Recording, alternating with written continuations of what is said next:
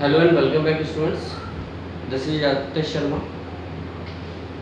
Today I am going to discuss the important topic, that is the fundamental unit of life, cell.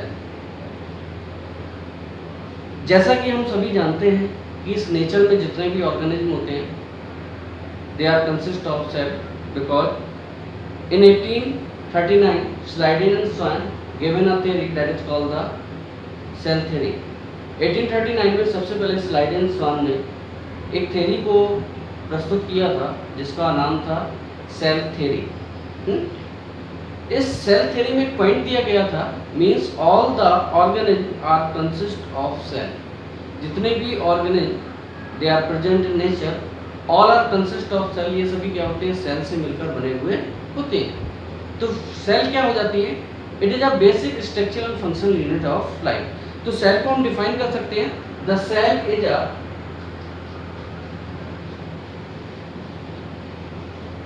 Basic structural and functional unit of life। तो cell की definition हो जाती है, the cell is the basic structural functional unit of life. ठीक है ना? मतलब कि लाइफ से रिलेटेड हमारा जो भी लाइफ है, लाइफ की जो यूनिट है वो हमारी सेल है, because it is the structural and functional unit। there are two terms used in the definition of cell, that is the structure and functional। दोनों का मीन्स क्या है देखिए जरा, देख सकते हैं। स्ट्रक्चरल मीन्स होता है body building,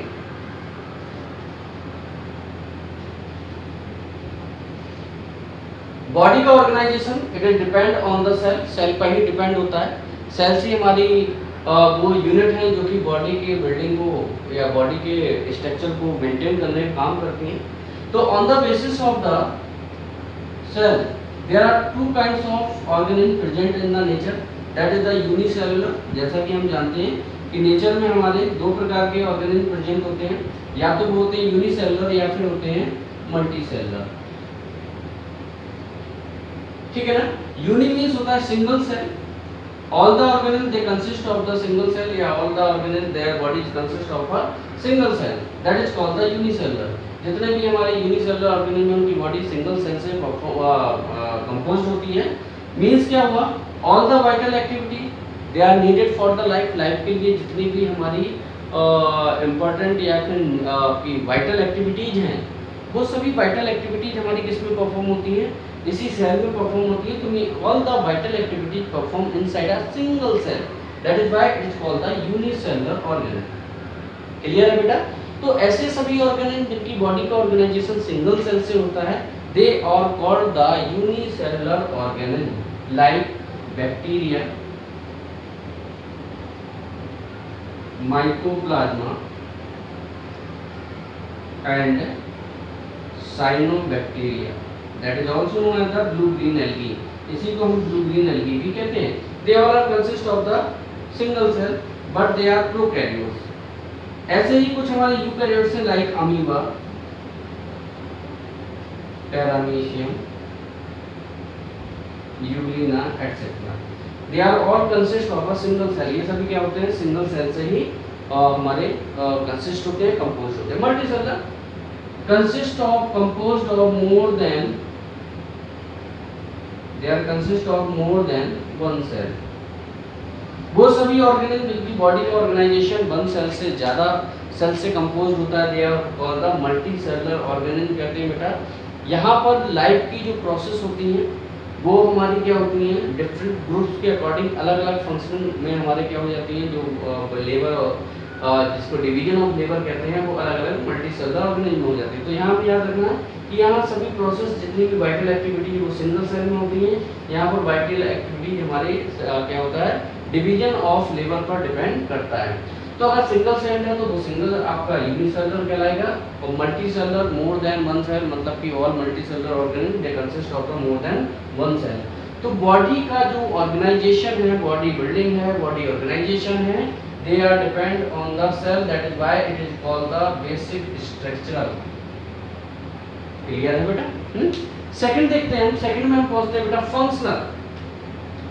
that second term that is used in the cell definition, that is the functional unit. Functional means क्या हो, हमें मालूम है कि लाइफ को कंटिन्यू रखने के लिए कई सारी वाइटल एक्टिविटीज की नीड होती है, जैसे reproduction, growth, respiration, nutrition, circulation, sensitivity, बहुत सारी एक्टिविटीज होती हैं, they are required for the life के लिए जो जरूरी होती है। तो all the vital activities, all the vital activities needed for life are performed inside the cell।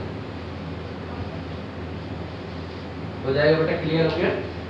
तो हमारा जो सेल था, सेल क्या था? द सेल था हमारा, it is the basic structure and functional unit of life. Life की ये बेसिक स्ट्रक्चर और फंक्शनल यूनिट होती है। दोनों टर्म्स का हमें मीन्स भी पता लग गया। स्ट्रक्चर इसलिए क्या आ गया क्योंकि जो ऑर्गेनिज्म का ऑर्गेनाइजेशन होता है, बॉडी ऑर्गेनाइजेशन होता है, it depend on the cell, cell पर ही डिपेंड होता है। और दूसरा हमारा जो all the vital activity that is needed for the life के लिए जो भी जरूरी हमारी एक्टिविटीज हैं, वो सब वाइटल एक्टिविटीज का परफॉर्मेंस भी सेल के अंदर ही होता है। इसलिए सेल को स्ट्रक्चरल और फंक्शनल यूनिट ऑफ लाइफ कहा जाता है। क्लियर है बेटा? नेक्स्ट पॉइंट पर आते हैं, that is the discovery of cell. Cell की डिस्कवरी कैसे हुई थी?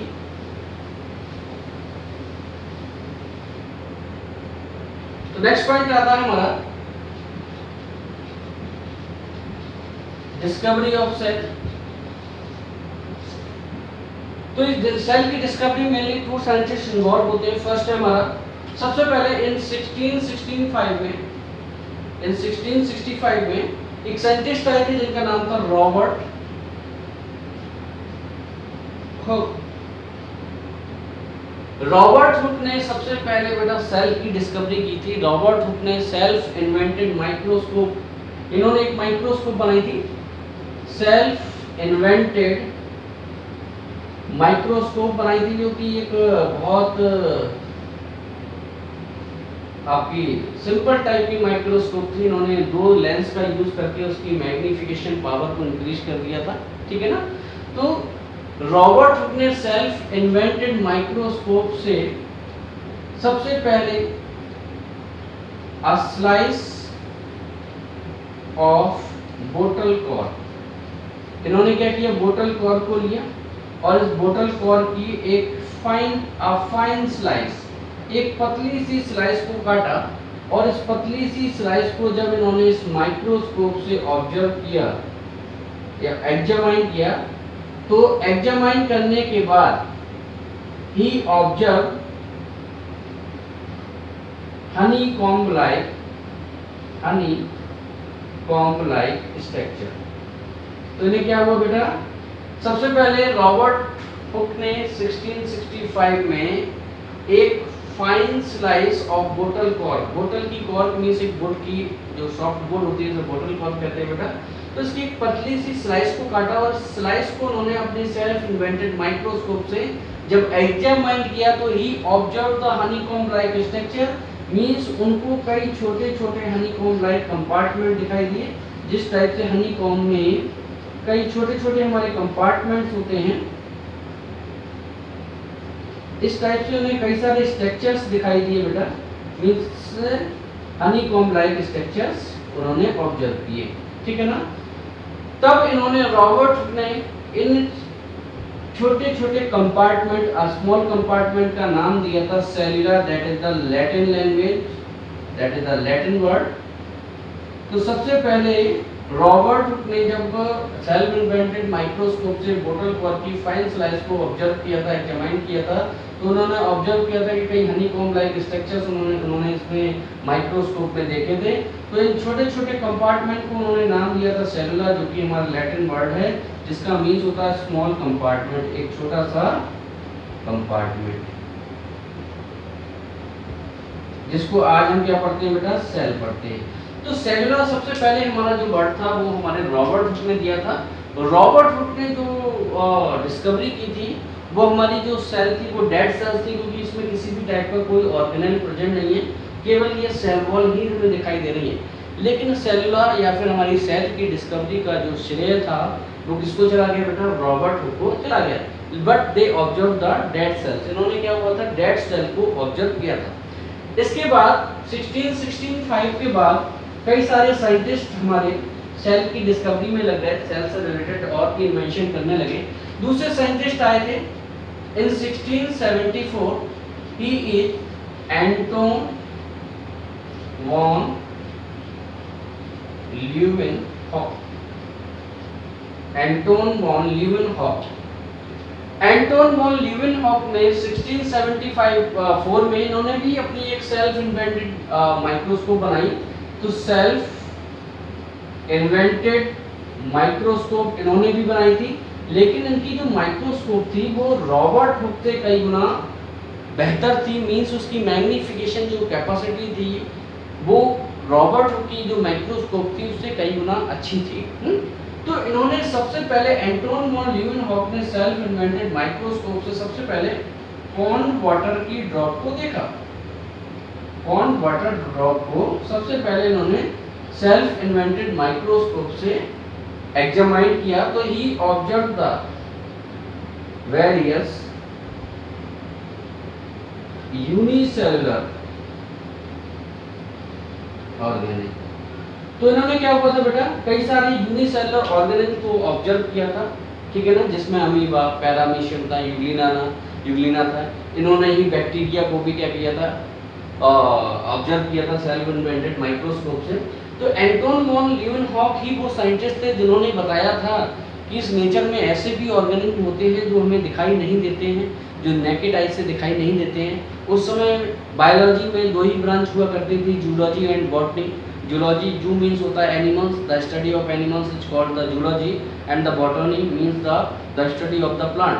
तो उस समय केवल दो ही चीज़ें दिखाई देती थी, या तो एनिमल्स दिखाई देते थे या प्लांट दिखाई देते थे। लेकिन 1674 में जब एंटोन वॉन ल्यूवेनहॉक ने ये डिस्कवरी की थी कि हमारे इस नेचर में ऐसे ऑर्गेनिज्म भी प्रेजेंट होते हैं जो कि इस नेचर में नेकेड आई से दिखाई नहीं देते हैं, they are called the microbes. इनको माइक्रो ऑर्गेनिज्म या माइक्रोब्स का नाम दिया गया। यहाँ से एक आपकी बायोलॉजी में थर्ड ब्रांच भी ऐड हो गई थी जिसका नाम हो गया था माइक्रोबायोलॉजी, ठीक है ना। तो हमारे एंटोन वॉन ल्यूवेनहॉक वो पहले साइंटिस्ट हैं जिन्होंने लिविंग सेल्स को क्या किया था? सबसे पहले ऑब्जर्व किया था। क्लियर है बेटा? ठीक है ना। इसके बाद ही इन्होंने 1674 में ही 1678 में यही सेल्फ इन्वेंटेड माइक्रोस्कोप से ही also discovered the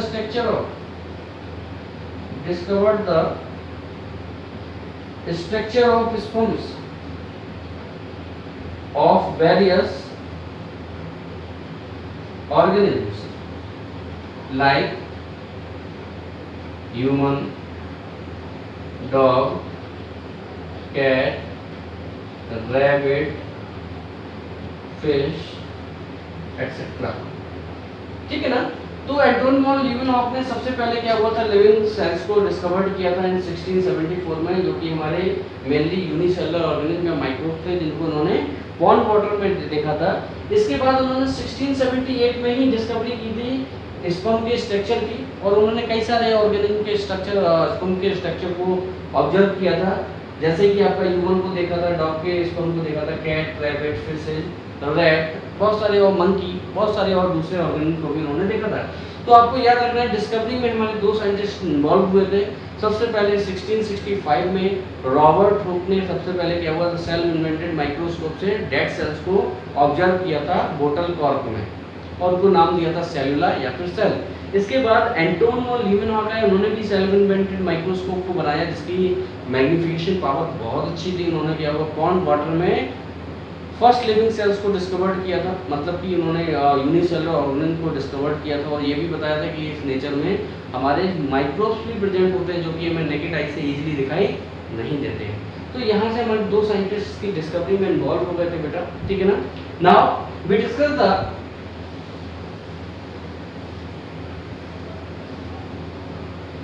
types of cell. The next topic is the types of cell. एक चीज याद रखना है, the branch of science that deal the study of the cell, cell की स्टडी जिस साइंस की branch में की जाती है that is called the cytology. तो साइटोलॉजी तो cytology is the branch of science that deal the study of the cell. Cell की स्टडी जिस साइंस की ब्रांच में की जाती है उसको हम क्या कहते हैं बेटा, साइटोलॉजी कहते हैं। Now we discuss the type of cells. Nature में दो प्रकार के ऑर्गेनिज्म पाए जाते हैं, सेलुलर और नॉन सेलुलर। याद रखना बेटा, नेचर में हमारे दो टाइप के ऑर्गेनिज्म होंगे, या तो नॉन सेलुलर होंगे या फिर सेलुलर होंगे। जैसा कि हमने डिस्कस किया था, all the living organism are consist of cell, वो सभी ऑर्गेनिज्म जो सेल से मिलकर बने होते हैं they are called the cellular, और जो सेल से मिलकर नहीं बने होते हैं they are called the non cellular. तो हमारे नेचर में केवल नॉन सेलुलर ऑर्गेनिज्म वायरस होते हैं, जो कि लिविंग और नॉन लिविंग के बीच की कनेक्टिंग लिंक होते हैं। मतलब कि जब तक बॉडी से बाहर हैं, किसी होस्ट से बाहर हैं, तो तब तक ये डेड होते हैं या नॉन लिविंग होते हैं, लेकिन जैसे ही किसी होस्ट की सेल्स में ये पहुंच जाते हैं वैसे ही कैसे हो जाते हैं, लिविंग हो जाते हैं। लेकिन इसके अगर बॉडी स्ट्रक्चर देखा जाए तो दे आर नॉन सेलुलर, मतलब इनकी बॉडी का स्ट्रक्चर सेल नहीं होता है, इसलिए नॉन लिविंग होते हैं। और जब भी किसी होस्ट की सेल में जाते हैं, होस्ट में जाते हैं, तो होस्ट की सेल पर ये क्या कर लेते हैं, अपना अधिकार कर लेते हैं, मतलब उसके सेल के डीएनए को खत्म करके अपने डीएनए को वहाँ पर ट्रांसप्लांट कर देते हैं, पहुँचा देते हैं, जिसकी वजह से पूरी सेल इनके अंडर में काम करने लगती है, तो उनको बनी बनाई एक सेल मिल जाती है। तो ये नहीं है, यहाँ मैटर है कि ऑर्गेनिज्म सेल से मिलकर बने हैं या नहीं बने। तो जो ऑर्गेनिज्म हमारे नॉन सेलुलर है, सेल से कंसिस्ट नहीं है, दे आर नॉन लिविंग, ठीक है ना। जैसे हमारे वायरस है, but we study the cellular organism, लेकिन हमें यहाँ पर क्या करना, सेलुलर ऑर्गेनिज्म को यहाँ पर हमें स्टडी करना है। तो टाइप ऑफ सेल में क्या है बेटा, कि सबसे पहले हमारी जो सेल, रॉबर्ट ने एक माइक्रोस्कोप बनाई थी, वो बहुत ज़्यादा सिंपल थी। उसके बाद माइक्रोस्कोप बनने का एक ट्रेंड स्टार्ट हो गया, मतलब कि एक अच्छी वैरायटी की माइक्रोस्कोप बनना स्टार्ट हो गई थी। एंटोन वॉन लीवेनहॉफ ने जो बनाई थी माइक्रोस्कोप, रॉबर्ट से बहुत ज़्यादा बेहतर थी। इसके बाद ये सिलसिला चालू रहा, तो आपका सिंपल माइक्रोस्कोप, फिर कॉम्प्लेक्स माइक्रोस्कोप, लास्ट में आपकी सबसे लेटेस्ट जो माइक्रोस्कोप है that is the electron microscope. Electron microscope हमारी वो माइक्रोस्कोप होती है जो किसी भी ऑब्जेक्ट को 1 लाख से 5 लाख टाइम्स क्या कर सकती है, उसको इंक्रीज कर सकती है, उसके स्ट्रक्चर को 1 लाख से 5 लाख गुना बड़ा करके आपको दिखा देती है। तो मतलब कि फाइन से फाइन आप जो भी कोई चीज़ है, ऑब्जेक्ट है, उसको आप इजीली उसको क्या कर सकते हैं, देख सकते हैं। तो after the invention of the electron microscope के इन्वेंशन के बाद क्या हुआ बेटा, अभी तक ये मालूम था all the cells are same, सभी सेल्स हमारी सेम होती है। लेकिन जब हमारी इलेक्ट्रॉन माइक्रोस्कोप का इन्वेंशन हुआ और इस इलेक्ट्रॉन माइक्रोस्कोप से हमने सेल्स की स्टडी करना चालू किया, तो पता लगा कि सेल्स, बैक्टीरिया की सेल्स बिल्कुल अलग है, और जबकि मल्टी सेलुलर ऑर्गेनिज्म की सेल्स बिल्कुल अलग होती है। तो यहाँ से हमारी सेल्स को क्या हुआ बेटा, फिर से डिवाइड कर दिया गया। तो after the invention of the electron microscope the cells are divided into the 2 types. Cells को हमने बेटा 2 टाइप्स में डिवाइड कर दिया। First one is the prokaryotes, prokaryotic cell. Second one is the eukaryotic cell. Both are Greek language words, दोनों ही Greek language के words हैं। मैंने आपको कई बार बताया बेटा कि साइंस में हमेशा लैटिन और ग्रीक लैंग्वेज के वर्ड्स ही यूज किए जाते हैं जो हमने कभी पढ़े नहीं होते हैं, ठीक है ना। जब पढ़े नहीं है तो बेटा थोड़ा सा पढ़ने में भी इनको थोड़ा सा डिफिकल्ट लगते हैं, क्योंकि इनको बारे में कभी पढ़ा नहीं होता। लेकिन अगर उनका मीन्स हमें पता लग जाता है तो हम इनको ईजिली स्टडी कर सकते हैं। जैसे सेल को हमने लैटिन लैंग्वेज में सेलुला कहा था, ऐसे ही हमारे 2 टाइप के क्या हो जाती है, सेल्स होती है, they are the prokaryotic cell and the eukaryotic cell. बहुत इंपॉर्टेंट क्वेश्चन है बेटा, इसमें हमेशा डिफरेंस पूछा जाता है, what is the difference between the prokaryotic cell and the eukaryotic cell. यहीं पर आपको इनको डिस्कस करना, यहीं से आपको क्या करना, दोनों में डिफरेंसेस भी देखना है।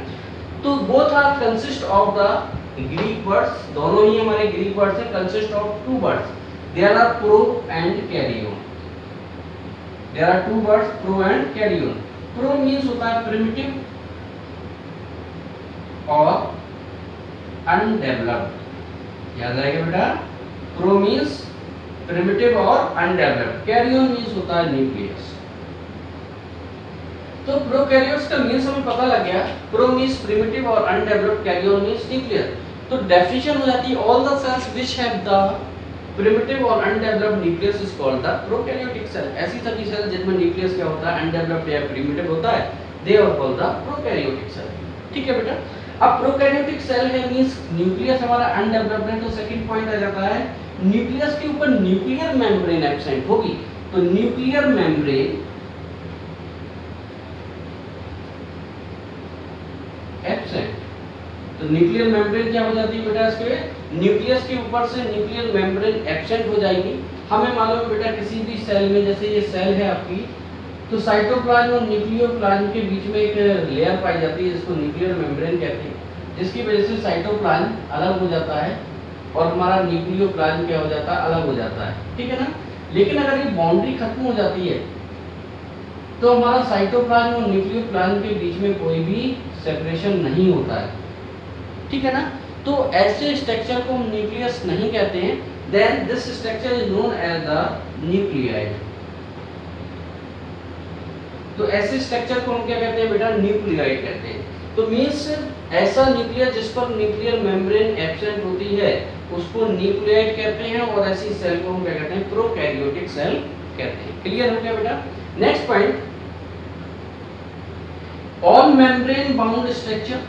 सेल के अंदर कई सारे मेम्ब्रेन बाउंड स्ट्रक्चर्स पाए जाते हैं। All membrane bound structures are absent. Cell के अंदर मेम्ब्रेन बाउंड स्ट्रक्चर्स एब्सेंट होते हैं, लाइक आपका माइटोकॉन्ड्रिया है, गोल्गी बॉडी है, क्लोरोप्लास्ट है, लाइसोसोम है, बहुत सारे आपके मेम्ब्रेन बाउंड स्ट्रक्चर्स होते हैं।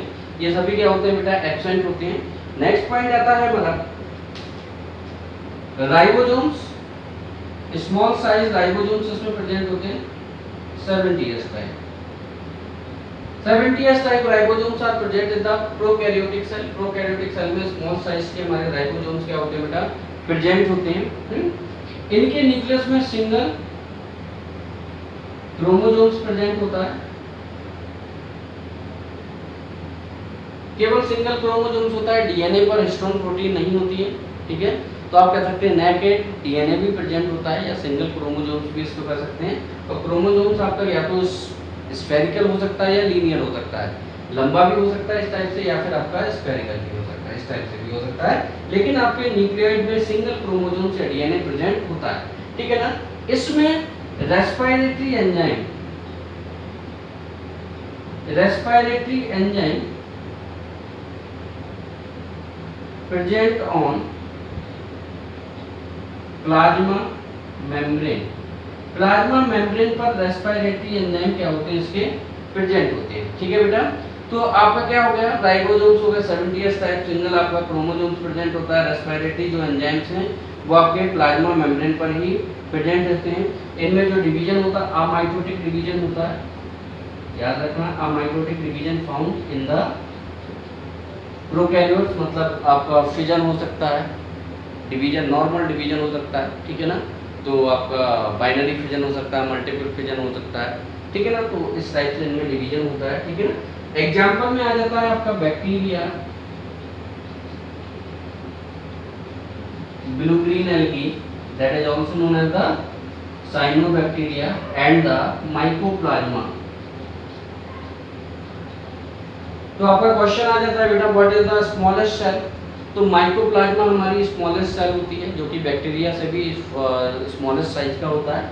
ठीक है ना। तो mycoplasma is the smallest cell. आप किया जाता है कि what is the longest cell. Longest cell में आपकी नर्व सेल्स आ जाती है, nerve cells are the longest cell, and the largest cell that is the birds egg. जितने भी बर्ड्स के एग हैं they are also largest cells. इनमें से भी ऑस्ट्रिच का जो एग होता है वो सबसे बड़ा होता है, that is the largest cell. Okay. तो आपका स्मॉलेस्ट में माइकोप्लाज्मा, लॉन्गेस्ट में आपका नर्व सेल, और लार्जेस्ट में आपका ऑस्ट्रिच एग। ये क्या हो जाती है, आपकी सेल्स हो जाती है, तीनों ही टाइप की सेल्स हो जाती हैं। तो ये सभी क्या हो जाते हैं बेटा, आपके प्रोकैरियोटिक सेल्स में आ जाते हैं। Now we discuss the eukaryotic cell, मतलब कि प्रोकैरियोटिक का जस्ट अपोजिट आपका यूकैरियोटिक हो जाएगा। अगर आपको प्रोकैरियोटिक याद है तो आप यूकैरियोटिक को इजीली डिफाइन कर सकते हैं, जैसे that is also consist of the Greek word. There are two words involved in the eukaryotic. First one is the eu and the second one is the karyon. You means होता है well developed, और इसी को हम कहते हैं true, and karyon means nucleus. तो आपका बन जाता है कि ऐसी सभी सेल जिनमें न्यूक्लियस वेल डेवलप्ड या ट्रू होता है, they are known as the eukaryotic cells. इनको हम यूकैरियोटिक सेल्स कहते हैं। इसमें न्यूक्लियर मेम्ब्रेन एब्सेंट थी, तो यहाँ न्यूक्लियर मेम्ब्रेन क्या हो जाएगी बेटा, प्रेजेंट हो जाती है। तो न्यूक्लियर मेम्ब्रेन प्रेजेंट हो जाएंगी। इसका जो न्यूक्लियर मेम्ब्रेन प्रेजेंट है, तो आपको मालूम है सेल का साइटोप्लाज्म और न्यूक्लियोप्लाज्म के बीच में एक सेप्टा पाया जाएगा, मतलब कि आपको न्यूक्लियस का एरिया बिल्कुल अलग दिखाई देगा। तो that is called the nucleus. तो उसको हम क्या कहेंगे बेटा, न्यूक्लियस ही कहेंगे, न्यूक्लियोइड नहीं कहेंगे। ऑल मेम्ब्रेन बाउंड स्ट्रक्चर्स में एब्सेंट थे, तो ऑल मेम्ब्रेन बाउंड स्ट्रक्चर क्या हो जाएंगे, इसमें प्रेजेंट होंगे बेटा, आर प्रेजेंट, इसमें सभी में प्रेजेंट हो जाते हैं बेटा। नेक्स्ट क्या होता है, राइबोसोम 70s टाइप का पाया जाता है। तो राइबोसोम्स यहाँ पर स्मॉल और लार्ज दोनों ही साइज के पाए जाएंगे।